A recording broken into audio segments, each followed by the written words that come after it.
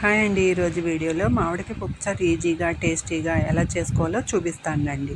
దీనికి కావాల్సిన పదార్థాలు: కందిపప్పు 100 గ్రాములు. వెయిట్ మిషన్ లేకపోతే కనుక మనం రోజు టీ తాగే గ్లాస్తో ఒక గ్లాస్ తీసుకుంటే సరిపోతుంది. మామిడికాయ ముక్కలు 110 గ్రాములు, 3/4 కప్పు తీసుకోవాలి.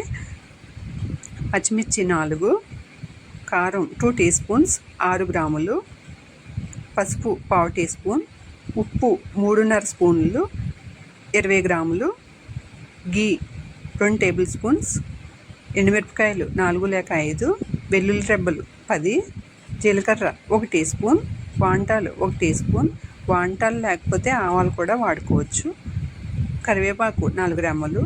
కుక్కర్లో కందిపప్పుని వేసి శుభ్రంగా వాష్ చేసుకుని, ఏ గ్లాస్తో కందిపప్పు తీసుకున్నామో అదే గ్లాస్తో 2 గ్లాసులు వాటర్ వేసుకుని, పచ్చిమిర్చి ముక్కలు, కొద్దిగా ఆయిల్ వేయండి. ఆయిల్ వేయడం వలన పప్పు పొంగకుండా ఉంటుంది. కుక్కర్ మూత పెట్టి 4-5 విజిల్స్ వచ్చే వరకు ఉడికించుకోవాలి. వేరొక బౌల్లో మామిడికాయ ముక్కలు, 1 టీ గ్లాస్ వాటర్ వేసి మీడియం ఫ్లేమ్ మీద మూత పెట్టి ఉడికించుకోవాలి. ఆవిరిపోయిన తర్వాత కుక్కర్ మూత తీసి పప్పును బాగా మెతుకుని, ఏ గ్లాస్తో కందిపప్పు తీసుకున్నామో అదే గ్లాస్తో 10 గ్లాసులు వేడి నీళ్ళు పోసుకోవాలి.